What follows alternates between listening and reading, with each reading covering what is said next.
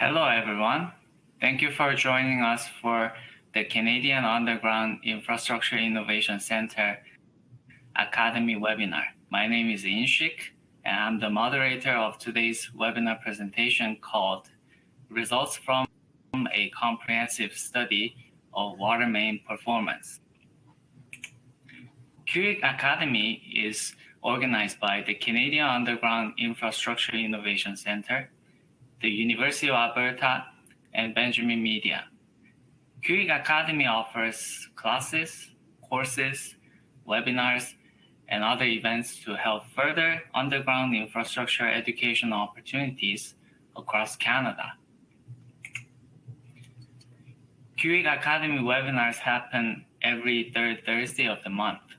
So please join us for our next installment, report card on the development of pipeline stress analysis and soil pipeline interaction.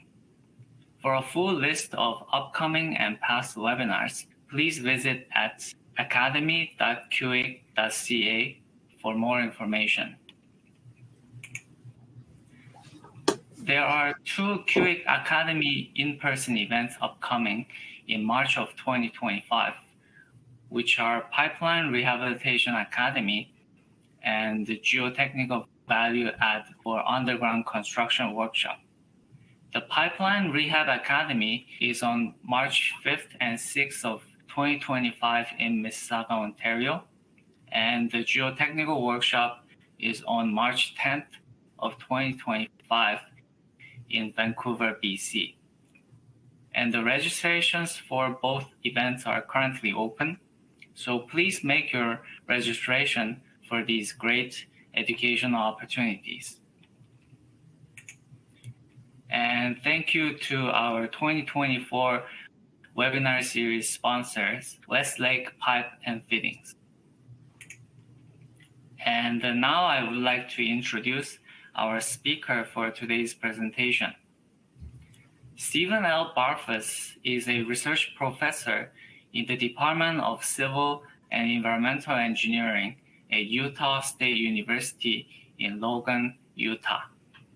He is also the Associate Director of the Utah Water Research Laboratory, where he has performed research on hydraulic structures and appurtenances for more than 37 years.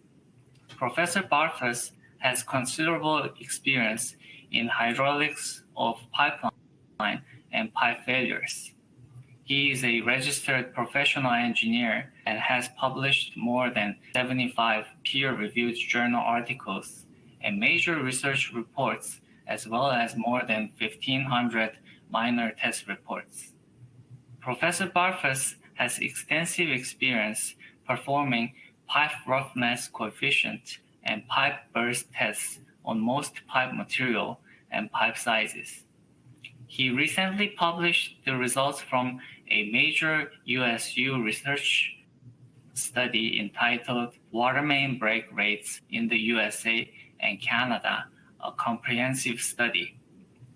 The results of that study will be summarized in this presentation. So, Professor Barfuss, now the floor is all yours. Thank you, Justin. Appreciate everyone being here today and hope that we can cover things in a way that you can understand, but also that it can be applicable to what you do in your profession. To get started, I think I just need to review what we've actually accomplished here at Utah State University over the last few years. In 2012, 2018, and 2023, we've performed similar studies. And this most current study, which I'm presenting today, is the 2023 study. We have, in each of these reports, and each of these studies, we included a basic and detailed survey that we sent out to utilities throughout the United States and Canada, and with the hopes that we would get responses. And in the basic survey, it was a basic survey. We had 10 questions, that's all, and we asked questions about utility characteristics and some simple asset management questions and pipe failure information, the number of failures, typical cause of failures, and the pipe material in which the failures occurred. The detailed survey, which had more in-depth questions, 20 of them. We ask additional utility system data information about pipe age and diameter. We ask more information about pipe failures in terms of pipe size. We got into target break rates and typical age of pipe failures and soil corrosivity and corrosion protection methods and construction failures. We also asked additional asset management questions. To give you an idea of the significance of this most current study, this is a GIS georeference map that shows where we receive responses from utilities in the US and Canada. We did send out over 7,500 requests, and we received 802 utilities responded to the surveys. This gives you another indication of the significance of the 3 USU studies, but primarily how significant this most recent study is. The 791 at the top of the 2023 bar represents the mileage of pipe, the number of surveys that had miles of pipe that we could use out of the 802 surveys. But you can see the significance of this current study. And some of the slides I'm showing here in the next 5 or 6 slides are really to help you understand the significance of this study.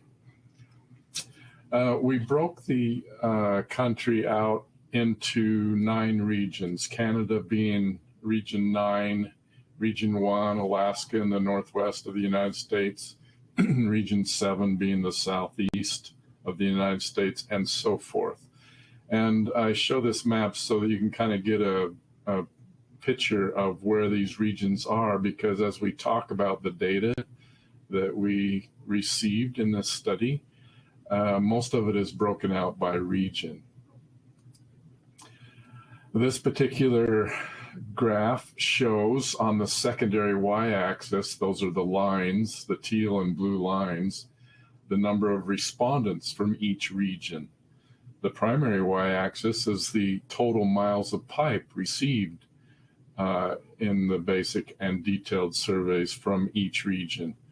And so you can see immediately that Region 5 and Region 7, which had the most miles of pipe received, or the most miles of pipe data received from those regions, Region 5 being Texas and South Central United States, Region 7, Florida. And then you look at Region 1, we received the least amount of miles of pipe, and correspondingly the lowest number of respondents. So you can see how the data breaks out. This particular graph shows the breakout of all 9 regions in terms of average miles of pipe reported from all the utilities in that region. So for example, Region 1, the average miles of pipe from all of the respondents in Region 1 was 333 miles of pipe from each utility. The overall average from the US and Canada response is 505 miles of pipe. So that gives you kind of the size of the utilities associated with each region, which Region 5 being Texas and South Central United States, having some of the larger miles of pipe utilities, and Region 3 being Montana, Wyoming, Colorado, and Utah being the smaller miles of pipe utilities. This is a similar graphic, but it does it in terms of population. So the average population served from each region. So now we look in Region 6, which is the Great Lakes area, has the lowest population served for each utility that responded from Region 6. And Region 2, California, Nevada, and Region 9, Canada, had the the largest population served. This particular graphic breaks up the x-axis in terms of utility size, 0 to 500 miles of pipe up to greater than 3,000 miles of pipe. And the line represents the number of respondents. So we had 22 utilities respond that had greater than 3,000 miles of pipe. 594 utilities responded that had 0 to 500 miles of pipe. And this same trend, which with the majority of smaller utilities responding, is the same trend. It correlates with how EPA characterizes the distribution of utility sizes across the US and Canada.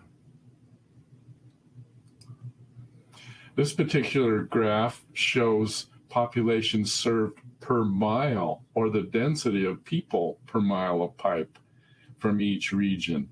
You can immediately see Region 9, which is Canada, had an average of 547 people per mile of pipe reporting in this study from that region, probably due to the fact that those were larger cities that reported with more densely populations.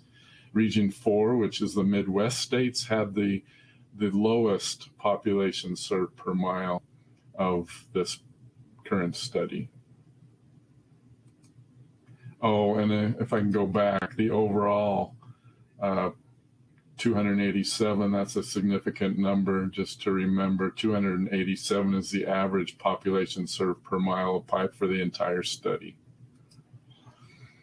This table shows some of the ways we made calculations in our study, and I show this so you can understand the basis for some of our calculations. The first tier, horizontal tier on the top 3 rows, represents references from EPA, US Census Bureau, and Statistics Canada, showing populations and miles of pipe that are in the ground.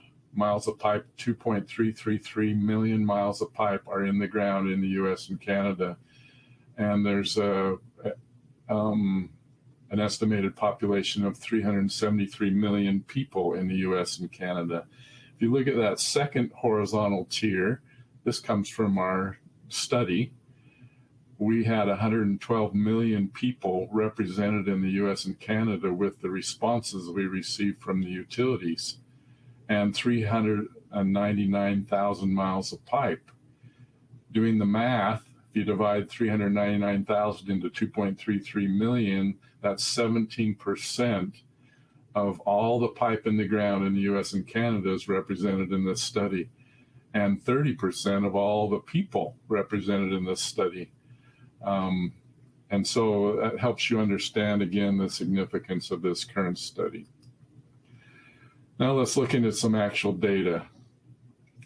This is on the x-axis, acronyms for the different pipe materials, AC being asbestos cement, CI cast iron, CSC concrete steel cylinder, DI ductile iron, HDPE PVC, and so forth.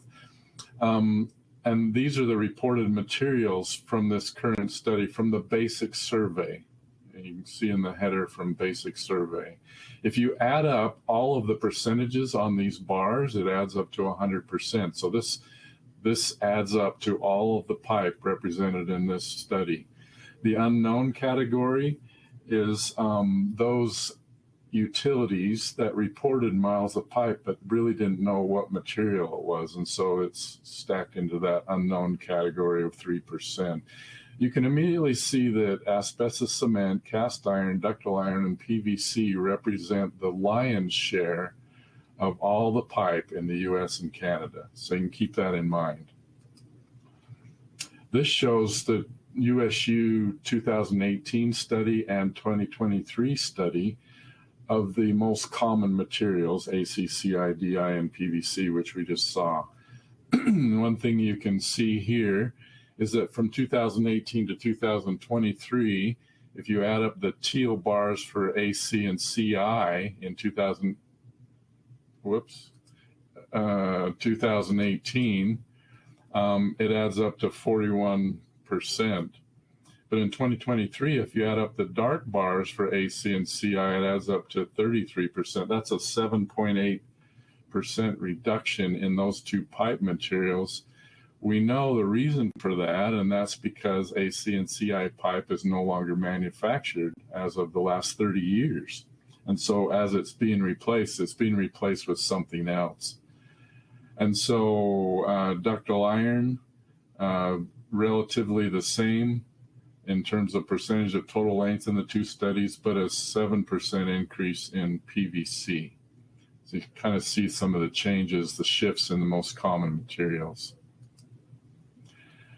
This graphic takes quite a bit to digest, and certainly you can go back later and look at the report to really absorb everything that's happening here. But quickly, this shows maps of 2012, 2018, and 2023 that represent the most common pipe material in each of the regions that I've already noted.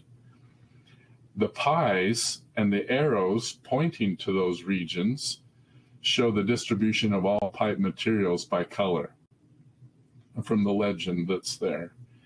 And so 2018 is the middle, 2012 on the left, 2023 on the right. You can see from left to right the trend in time. And looking at my notes down below, we can clearly see, oh, and by the way, blue represents PVC, the brown color represents cast iron, the gold color represents asbestos cement, and the black is ductile iron. So in my notes down below, you can see that regions 3, 4, 5, 7, and 9 appear to be trending towards the use of PVC. Regions 1 and 6 are trending towards the use of ductile iron. And asbestos cement remains the most common pipe material in region 2, that's California and Nevada, and cast iron the most common in region 8. But it's pretty interesting to see these trends. This is pipe age distribution. You can look at that darker green pie shape of the pipe age, that greater than 50 years old pipe, as reported from the detailed survey, was we had 33% of all the pipe reported was greater than 50 years. And that greater than 50 years section in 2018 was 28%. So pipes getting older.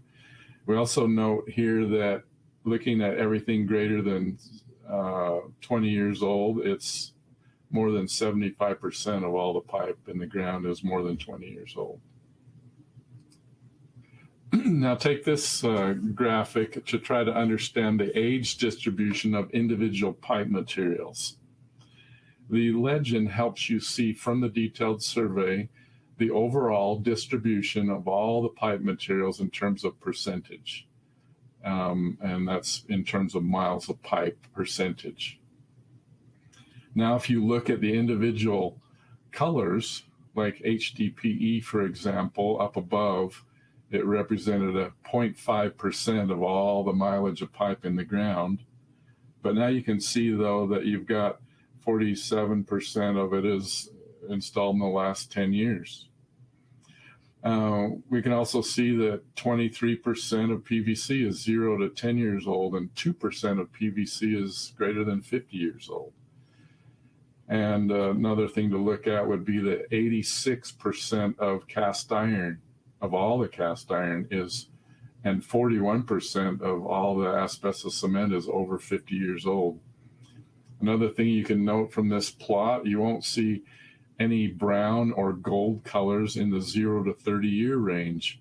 That's asbestos cement and cast iron have not been manufactured or installed in the last 30 years. And so, of course, they don't show up here as a pipe material by age in those year ranges. Here's a percentage of total pipe length from the detailed survey by size. And you can see that the majority of all the pipe reported in the detailed survey is 3 to 12 inches in diameter. 86% of pipe is 12-inch and smaller. And in 2018, this was 85%. So it's a very similar distribution of pipe size from previous studies. There's a lot going on in this graph, but it actually is very easy to understand. The y-axis represents breakdown of pipe diameter, with the lower section being 3-inch to 8-inch. The x-axis representing the percentage of length of each pipe material. So if you add up all the values of a given material, so if you add up all the gold bars in this entire plot, all the gold bar percentages will add up to 100%. So what this means then, that if you look at the 3 to 8-inch section, the gold bar, 79.4% of all asbestos cement is 3 to 8 inches in diameter. So you can get a breakdown now of pipe material and pipe size. That's very helpful. This is average and maximum water demand by population. And this is just a scatter plot to help you see the distribution of population to water demand for the detailed survey. The overall water demand calculated from this study was 143 gallons per day per person. Now into pipe failures. These are the actual questions we asked in the survey. We asked, consider a water main failure as one where leakage was detected and repairs were made. However, do not report joint leakage or failures due to construction damage or tapping of service lines, because these failures are not indicative of pipe degradation. So again, the purpose of this study was to look at material sustainability after it's in the ground. Only include water supply mains, do not include sewer or force main data or sewer lines or lines less than 3 inches.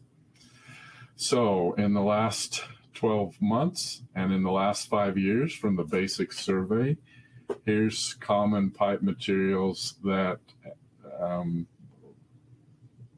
we're reporting common pipe materials break rates, where break rate is defined as the number of breaks reported from the utility divided by per 100 miles per year. So in every 100 miles per year, how many breaks is that material having? And you can see the cast iron by far has the highest break rates, and PVC lowest break rates reported. This is all 3 Utah State University studies, break rates of those same pipe materials. And you can see the consistency of the 3 studies, again, with cast iron having the highest overall break rate and PVC the lowest.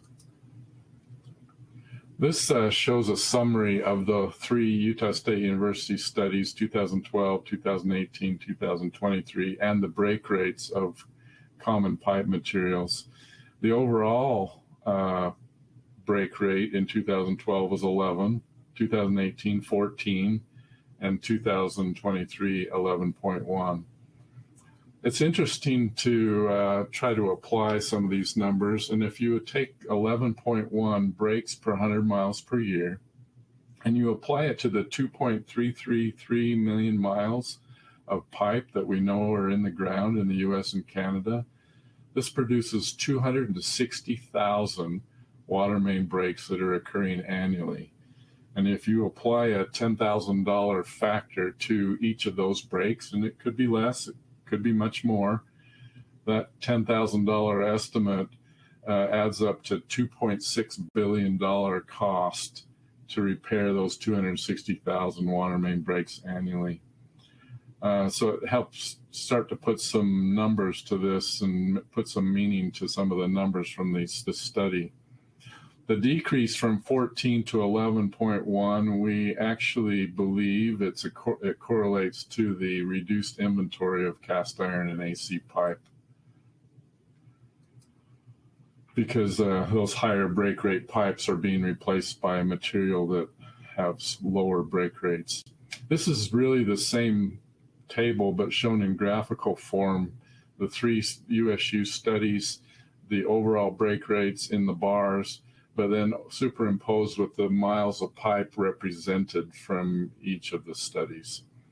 One of the questions we ask, and I just bring it up here, is do you have a target break rate at which pipe replacement is implemented? And the average response that we received was 21 breaks per 100 miles per year. This particular graph shows the same 151 utilities that reported in the USU study in 2018, but also in 2023. And you can see this correlation between materials and relative to itself.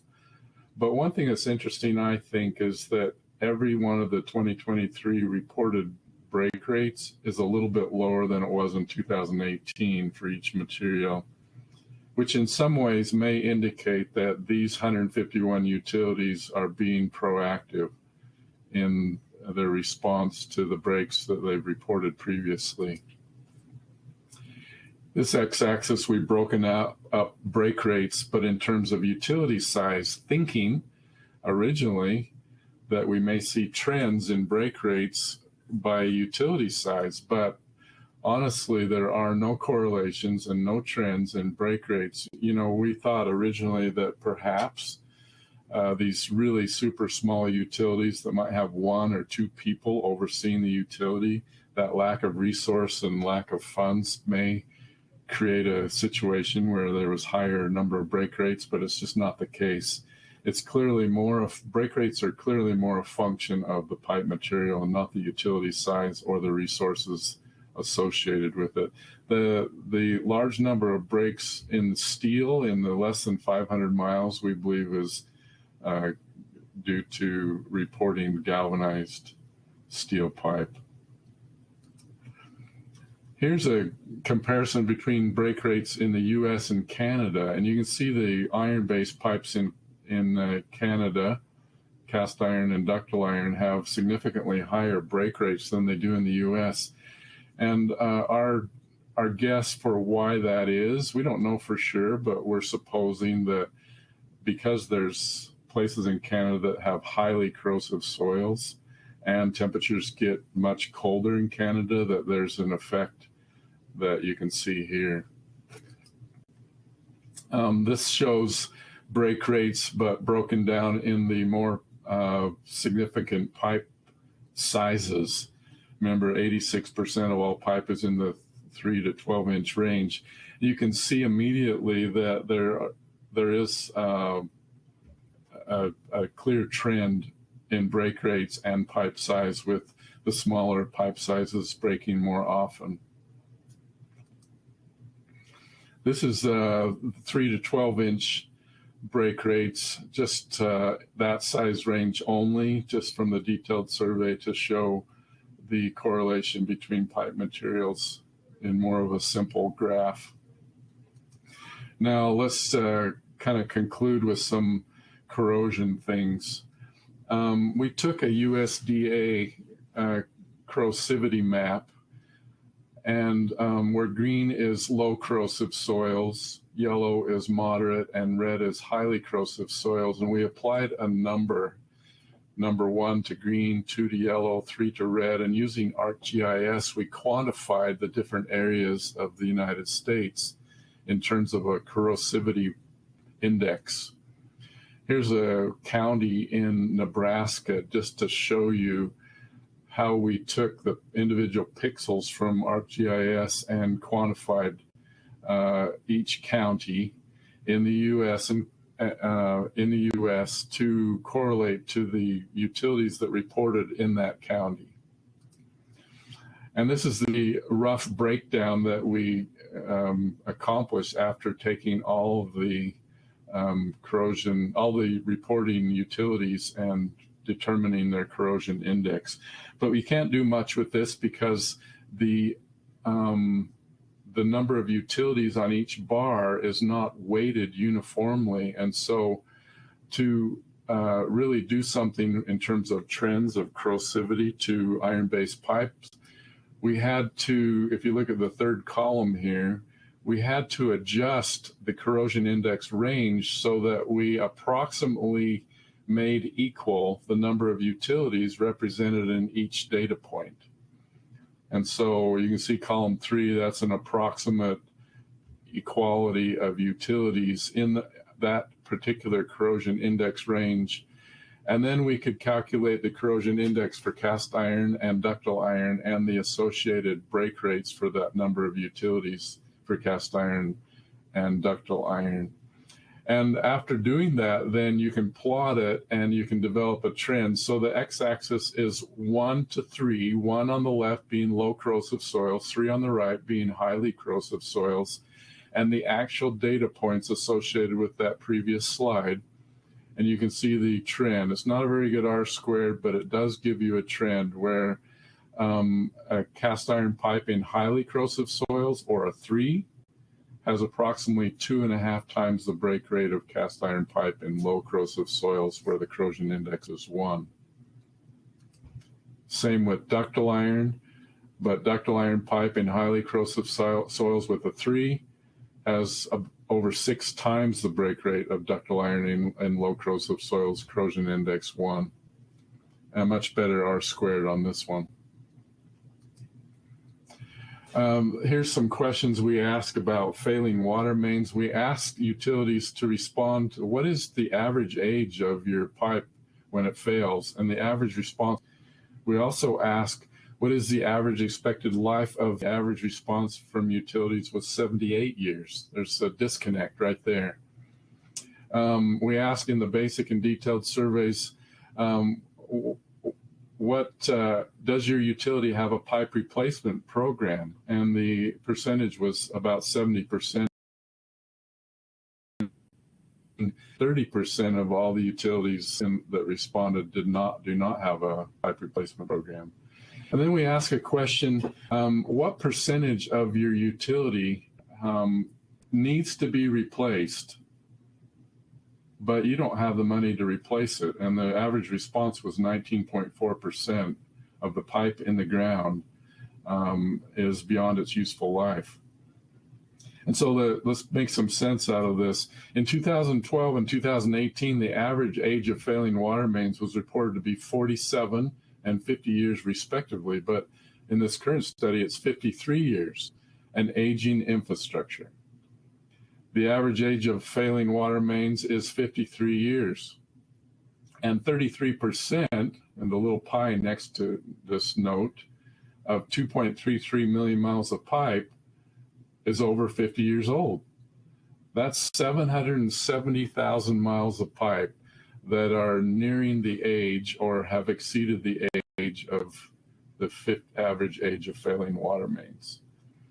And if you apply the 19.4% of pipe that's in the ground that needs to be replaced, but we don't have money to replace it, and you apply that to 2.33 million miles of pipe that are in the ground, that's 452,000 miles of pipe that lack funds to replace. And if you apply $1 million per mile cost for replacement, this equates to a $452 billion shortfall. So a significant factor when it comes to the amount of money that's necessary to replace this pipe.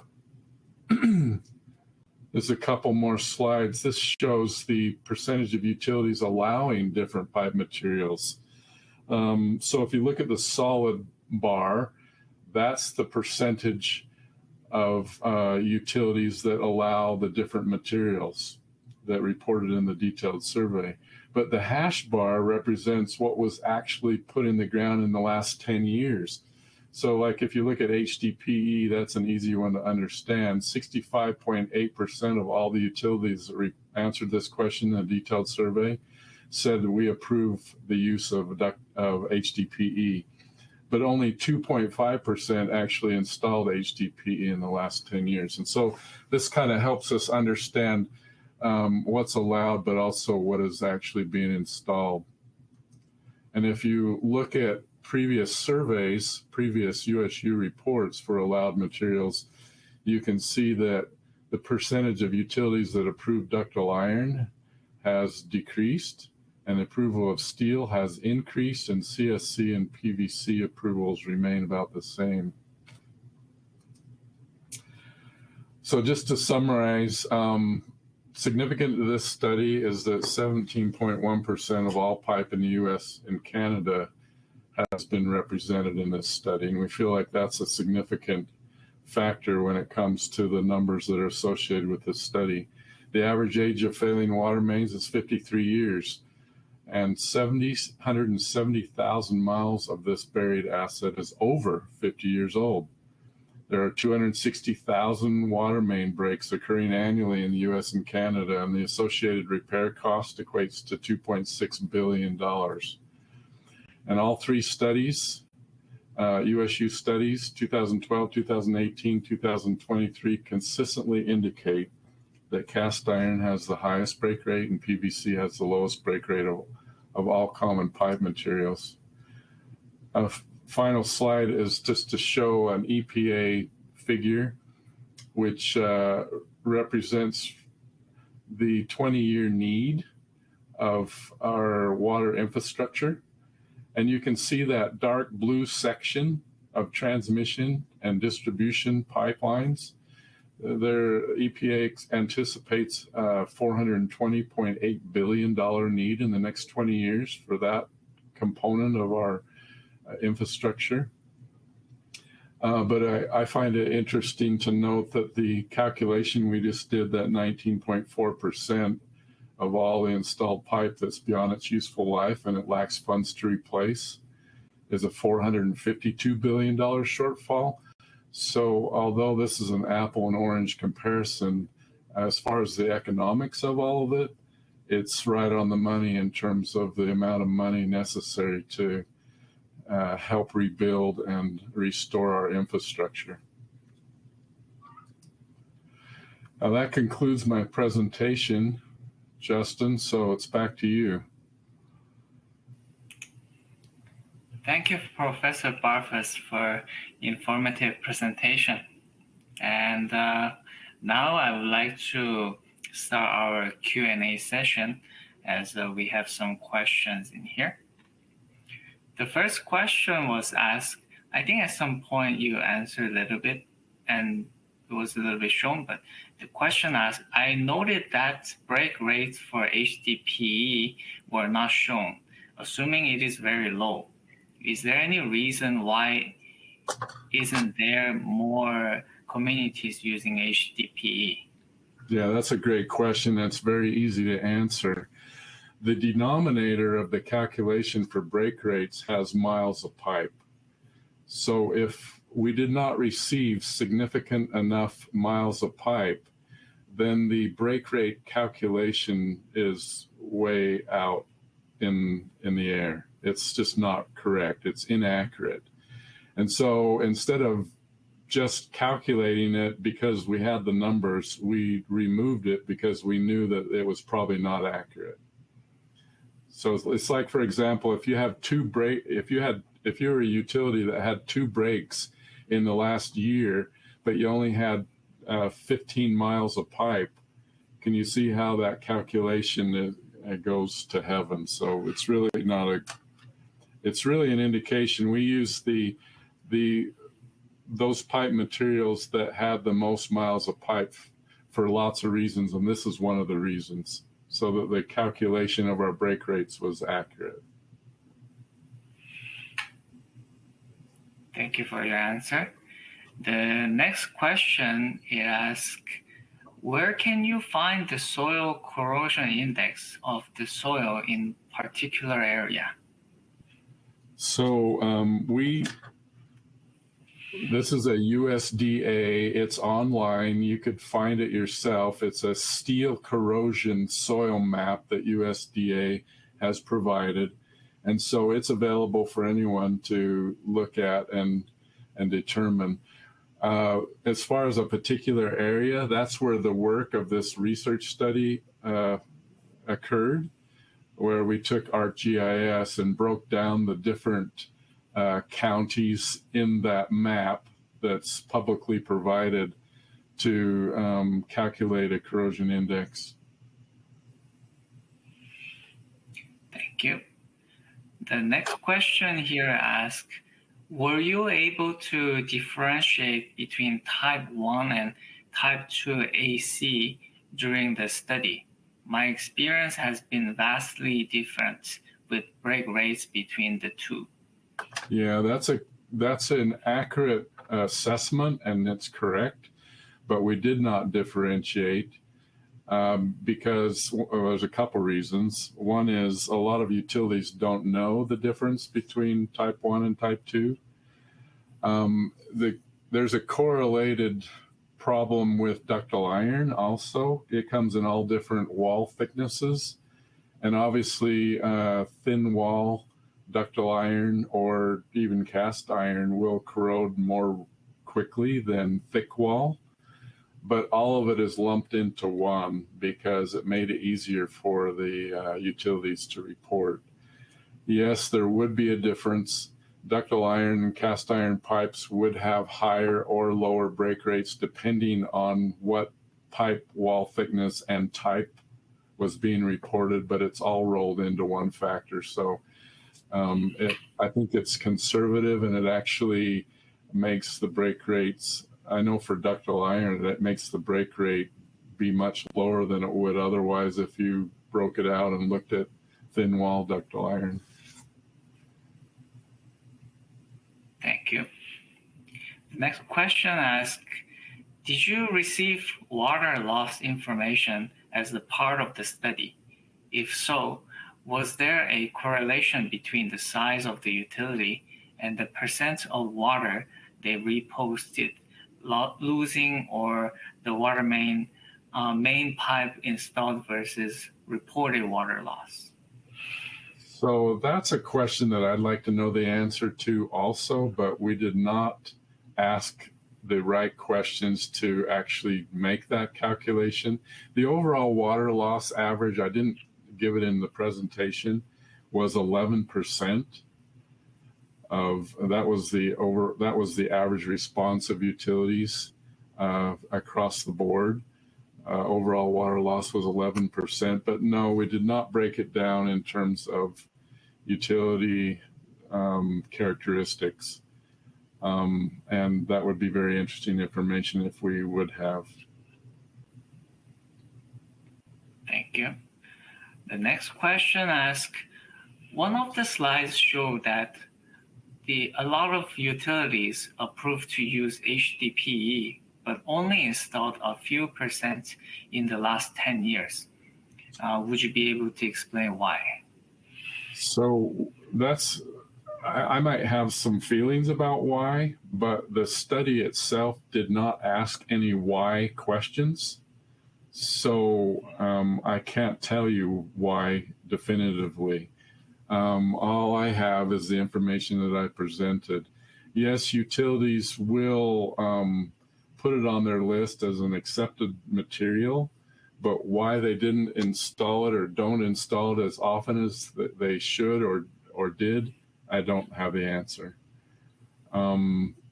It might be anything from marketing to perception to cost. I don't know the answer, but that would be something we could look into in future studies, of course, is more about the why. Part of the problem, and I need to say this now, when you're dealing with thousands of utilities and you're trying to capture information from them, it has to be as simple as possible, the questions you ask, or they won't answer. And so, yeah, we can get into depth and we can ask all kinds of detailed questions, but people don't have time to answer them. So there's a fine line between asking questions to get the answer you want and actually getting people to respond to the question. The other thing I need to say about utility responses is we absolutely promised in this study and previous studies that they would remain anonymous in terms of the study results. So we knew, and they know, that they're not going to report break rates to the world if it's published what utility they are. And so, yeah, we kept it anonymous and promised that to them so that, in fact, they would even be motivated to report. So there's several factors we have to think about when you answer a question like this one. But no, we don't know why. Actually, that's an interesting point, because as a researcher, I also thought about it would have been challenging to receive comprehensive and consistent data from every utility owner. So, but I see the level of details is quite good in this study. Well, and then another thing I can say is there was 172 detailed survey responses and 802 basic survey responses.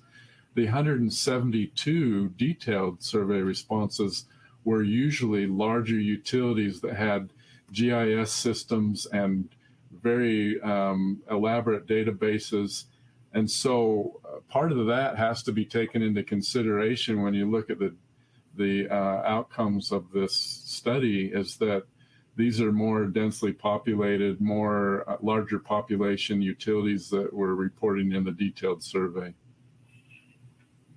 Interesting, thank you. The next one is, we have quite a bit of questions still coming in. Next question is asking, was there any assumptions in this study?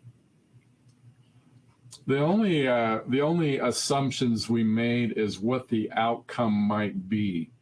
So, for example, we did ask questions that we hoped would get a response.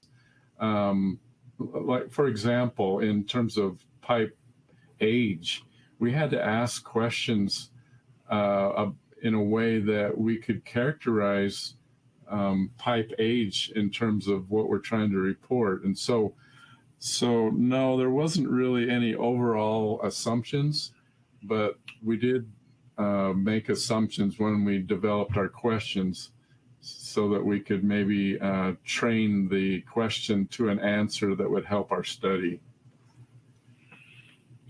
Thank you.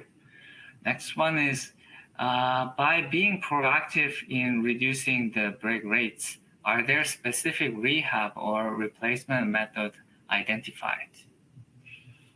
So we did ask questions about corrosion protection methods. I didn't report that in this presentation, but we didn't ask any questions about the specifics of rehabilitation and replacement. We only asked the question, do you have a pipe replacement program? Yes or no? And so, no, that's some detail that we did not capture in this study. Yes, it was a little bit different scope. The next question say, thank you for your great study. Where can we contact you to know a little bit about your study, and how can we do similar in our country? So if you go to Utah State University and look me up, you can find my contact information if you wanted to contact me directly. If you want a copy of the report that we've done, not only this one, 2023, but the 2018, 2012, you can go online, type in water main breaks in the USA and Canada, a comprehensive study, type my name and 2023, and you'll see a download site where you can receive a free download of the report. And that would be something I would recommend to each of you to understand more about how the data was collected and the responses we received.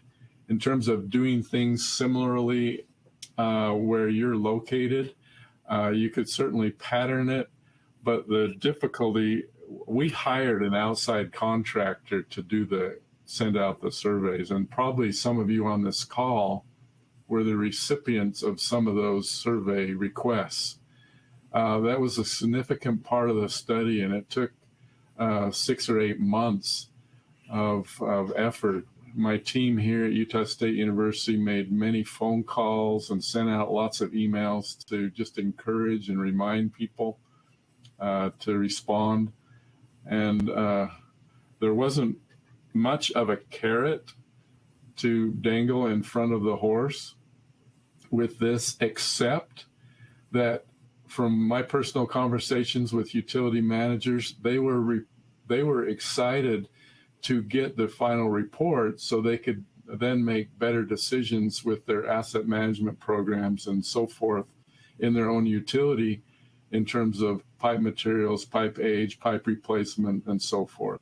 And so that was really the motivation for utilities to be involved, is they wanted to participate because they also wanted to see how their data compared to the whole.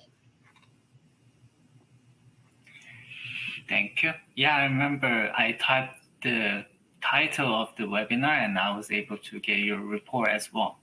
And I think next question also relate to saying where can we find the report. And also Dr. Barfuss has Google Scholar, and I imagine he has lots of relevant studies in there as records as well. So I'm guessing that will be the source of information maybe. The next question was asking, was the data for the study all collected in the year of 2023? So most of the data was collected in the later part of 2022 and then analyzed.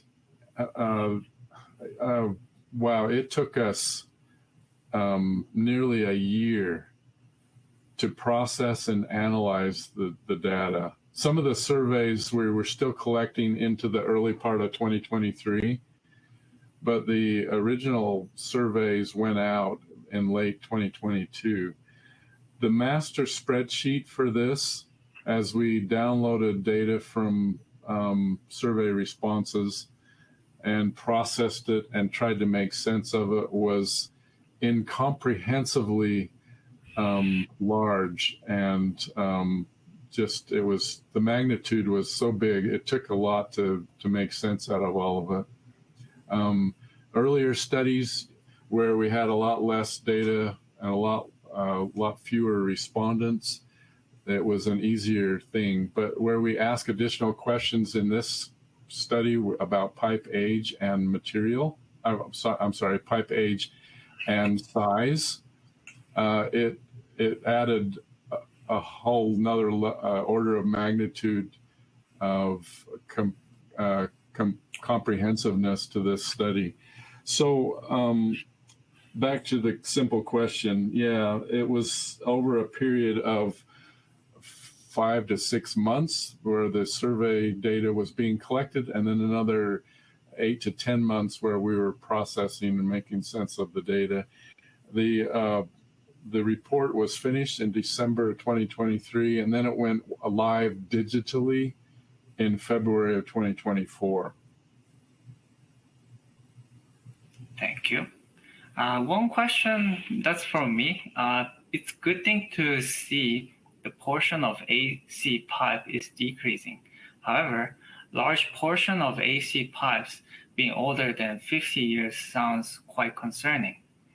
While almost 80% of AC pipes are quite small ones, like 3 to 8 inch diameter, do you think the utility owners have any extra awareness for putting them in the higher priority? So one of the things you notice from the map, the 3 maps I showed, that AC pipe in California and Nevada continues to be the most prominent pipe material. It's slowly being replaced, but it's not being replaced yet because it's still functioning properly. It's still functioning at a level that the California and Nevada are still satisfied with it. And to avoid the cost, they're just delaying the replacement. I don't know if that answers the question, but it will eventually be replaced because all man-made objects on Earth eventually decay.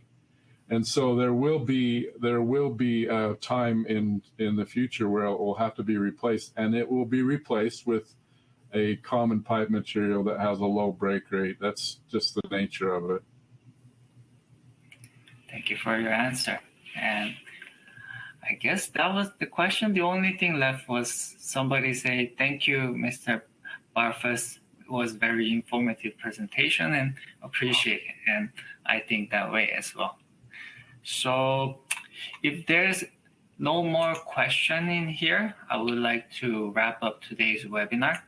And before we go, I would like to thank you all the CUIIC members listed in here. And I also thank everybody who attended today's presentation and also Professor Barfuss. And I wish you enjoy the rest of the day. Goodbye. Thank you, everyone.